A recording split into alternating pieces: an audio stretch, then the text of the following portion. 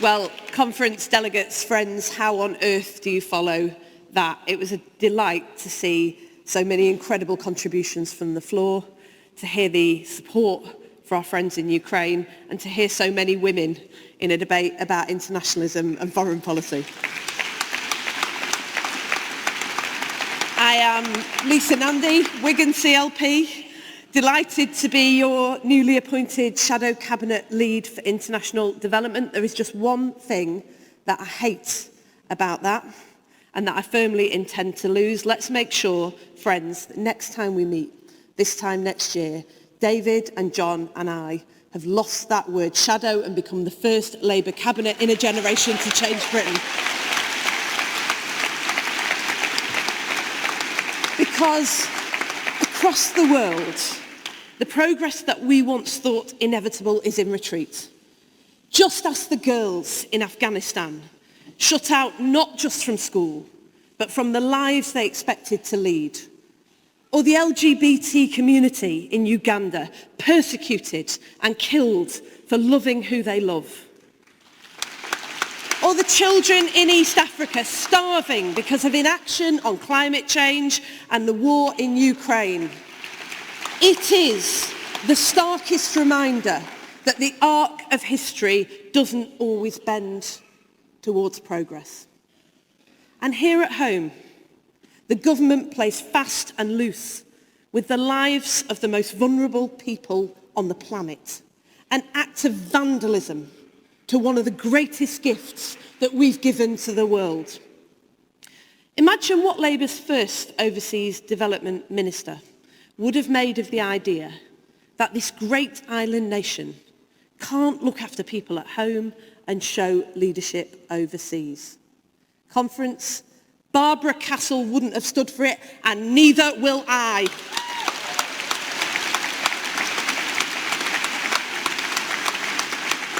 So we will bring the same energy and commitment to international development, but to changed times. Because the last time we ousted the Tories, democracy was on the march. Now it's in retreat. Nations that once came together to solve our shared challenges are unable to rise together to meet these stormy times. That's why the next Labour government will do things differently. We'll throw out the old tired model of charity handouts, and we'll embrace a new approach based on respect. A genuine partnership with the Global South, supporting their plans to eliminate poverty, tackle climate change, and reach the global goals. We'll bring together British charities and churches, businesses and universities to create systemic change, recognising that trade and jobs and livelihoods are as important as vaccinations, food and clean water. We're committed to spending 0.7% of GNI on development as soon as the fiscal situation allows, but we won't stop there. We'll share British expertise in cutting-edge data technology and use our influence to unlock new global private financing. Our politics has been too small for these times. We need big ideas for big problems. We'll rebuild the culture in government that stimulates the innovation and thought leadership that once earned us the title of a development superpower. Together, we'll build economies and public services that allow host nations to invest in their people and create the next generation of leaders and innovators at home to tackle underlying debt and harness technology so we all benefit from the clean energy revolution. We do this because it's the right thing to do and because it's the only thing to do. Security at home depends on stronger global partnerships to tackle the growing influence of Russia and China. Honesty about immigration means recognising and tackling the poverty and climate change and conflict which force people to move. Good jobs here in Britain rely on pioneers like the scientists in Oxford whose malaria vaccine will save countless lives overseas and create opportunities at home. Reconnecting Britain to the world so we can face the future together. And conference, I tell you today that my absolute priority will be to embolden and empower women and girls in every part of the world.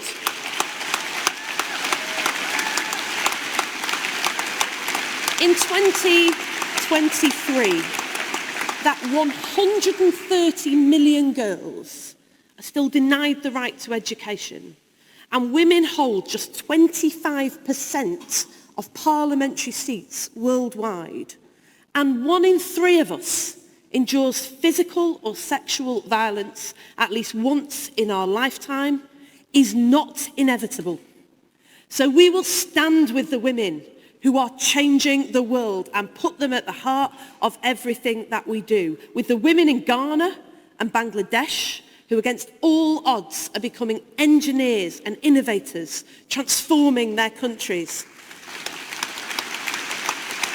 And with the brave women from Belarus to Afghanistan who are rising up to demand not just rights, but political power. Let the message from this hall ring loud and clear. If you look the other way, as sexual violence is used as a weapon of war, if you deny us education, deny us the vote, deny us opportunity, if you attack women's rights anywhere, then you attack them everywhere, and we will not stand for it, because women's rights are human rights and human rights are non-negotiable.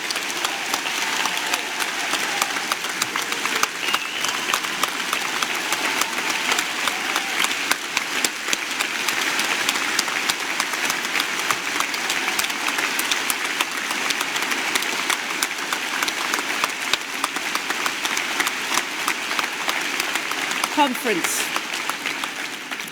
We know that by the strength of our common endeavour, we achieve more than we achieve alone. That is why we will reject the false choices and stand with our friends across the world once more. Never let them say it can't be done. We are the party that gave the world the first ever Climate Change Act.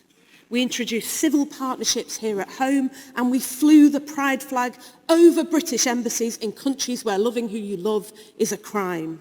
We lifted 1 million children out of poverty here in the UK, and 3 million a year every year overseas. We opened up university education to a generation of children at home, and we helped 40 million children into school worldwide. We were the light on the hill for people at home and overseas. That is what it means to give Britain its future back. So we will go out with courage and conviction and build the country and the world we want to see, and we will do it the only way that counts, together. Thank you.